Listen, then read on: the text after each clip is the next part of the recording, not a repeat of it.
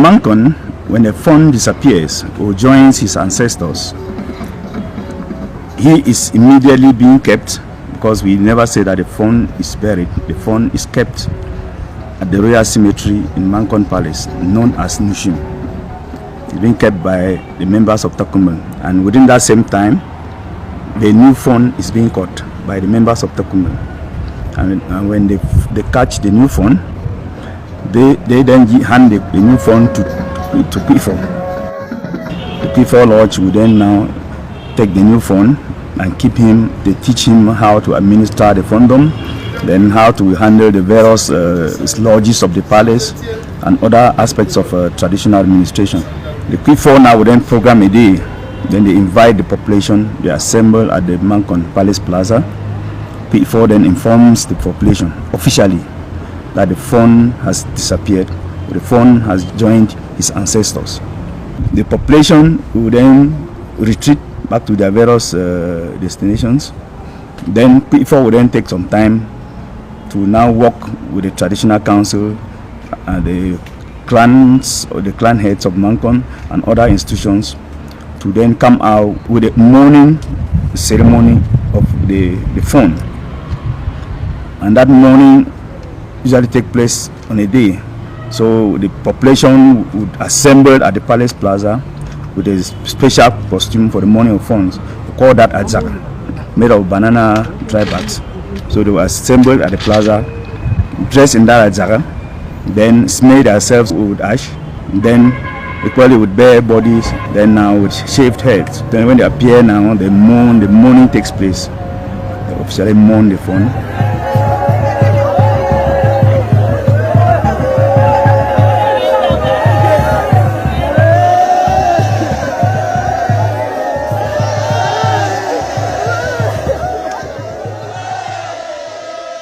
Then in course of that wailing now, the new fawn would appear to participate in the mourning. And then, as I'm saying, he appears in a very special costume too. So in course of that wailing, that new fawn would be caught by some members of the Kwifo. There are people that are specialized in that. So immediately that he's being caught, he will now start rushing back to the palace. So there will be some sort of symbolic stoning of the fawn. That's a way of empowering the fawn. So the population will throw light pebbles at him, then he rushes back to the palace. Then the population would now move to nearby streams, remove now the Azara, then wash themselves, removing that wood ash. Then go back to their houses, put on their traditional wares, then come back to the palace in the afternoon, where now the new fawn will be officially presented to the population, and equally the name of that new fawn will be given. The new fawn was named as for Angwafo the fourth. Then the Kwifo now, with the traditional council and other institutions in the palace, they will then program a day for celebrating the life of the departed fawn. That is the process of the Nikwi. So it's in two phases. One is now the official mourning with that Zaka. Then now the second phase is now paying homage to the fawn, the dances, the traditional dances that will then be coming out. Normally, Nikwi Abubte takes place within 1 month period, and during that 1 month period, due to the ritual performances that are taking place, the population is not expected to, let's say, to carry out farming activities or any activity that entails digging the soil.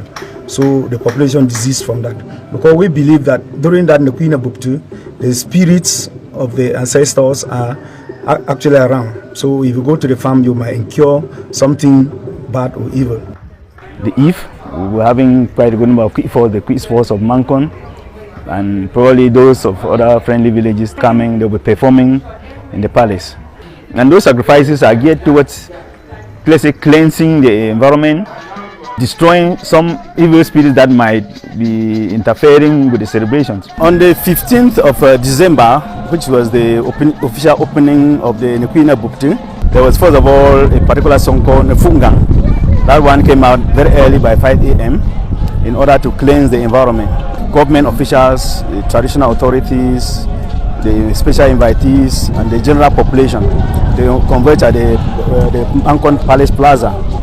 Then the Tokumbung came out, the symbolic tomb that was made for the late Fon, and that tomb where the reef of the Fon was laid. The Tokumbung people line up beside that tomb, so as a way of guarding the tomb and equally pay homage to the departed Fon. The first dance that opened the event was the Kumgang dance. Kumgang is a royal dance. It's made of people of the royal family, of royal descent, and equally some clan heads in Mankon. And the head of the Kumgang is in the palace. It's a special dance that is performed twice in the reign of a Fon. That is at the beginning when a Fon passes away and a new one is being coronated. That dance comes out, and the Fon that is being coronated is the lead dancer of that dance.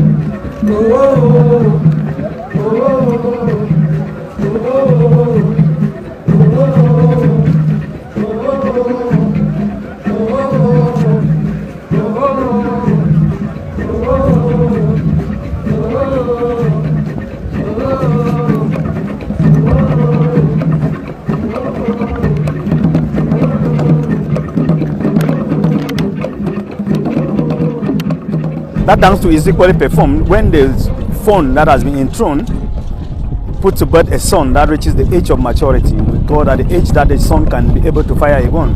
That is the age of that he can be able to procreate, get married, and create his own family. Mindful of the fact that first, as a nation builder, the Fon has been a parliamentarian or member of the National Assembly of Cameroon for over 28 years.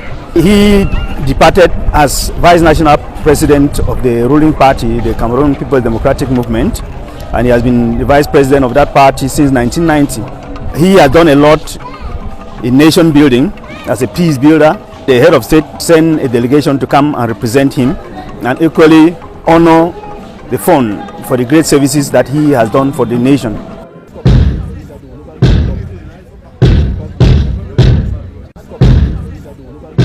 His love for education, doing all to get the people of Mankon educated by giving royal land to the various schools to be built. Sacred Heart College, Our Lady of Lords, showed his dedication, knowing that education was an equalizer. The Fon dies, but the Fon lives because things will continue to go the way they've gone before.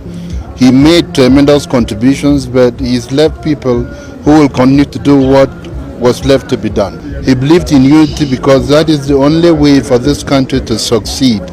And he remained a great militant, a great Cameroonian, and somebody who was giving a message which was true yesterday, is true today, and will be true tomorrow.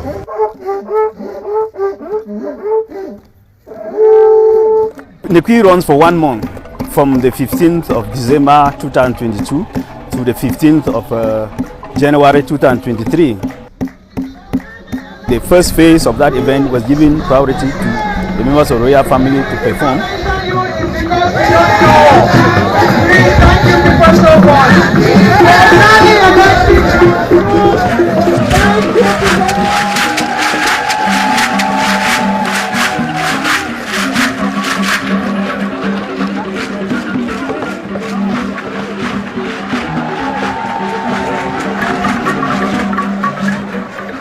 It was my uncle, as I can say, because my mother is from this palace. She went and married him in the 1950s.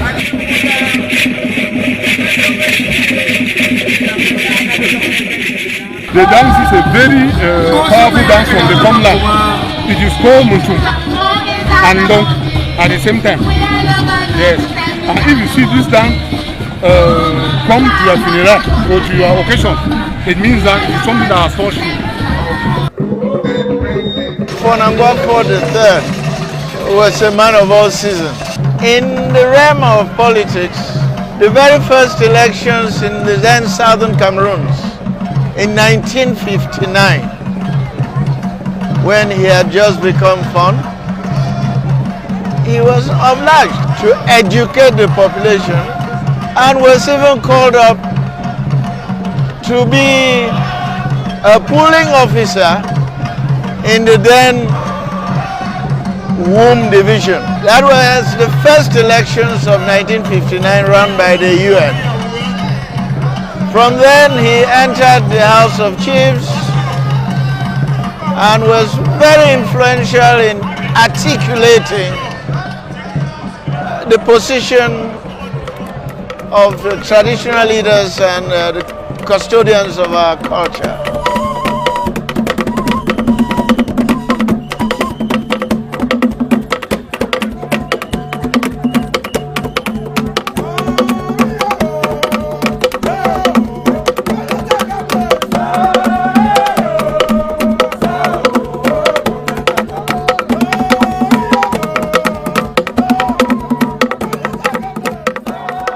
When you see any child that needs education, any child that needs a shelter, he will always give to that child. Whether you come from north, south, or you are from Uku, or you are from Jari, or you are from where, he will never lay down. He was a father, he taught us how to walk before we eat. He will never give us fish. I have never seen where my father is taking out a coin from the pocket. We go to school, we come back, we work in the farm. You see all the palms, we produce oil, plums, the orchard. He taught us how to keep pigs, fowls, even right now. That's what I'm doing. You know, Mankon is made of 76 quarters. So those 76 quarters were programmed for the whole of that month. And in each quarter there are several dance groups. So all the dance groups are in any of those quarters. When once that quarter is coming to the palace, all those dance groups in that quarter, they come.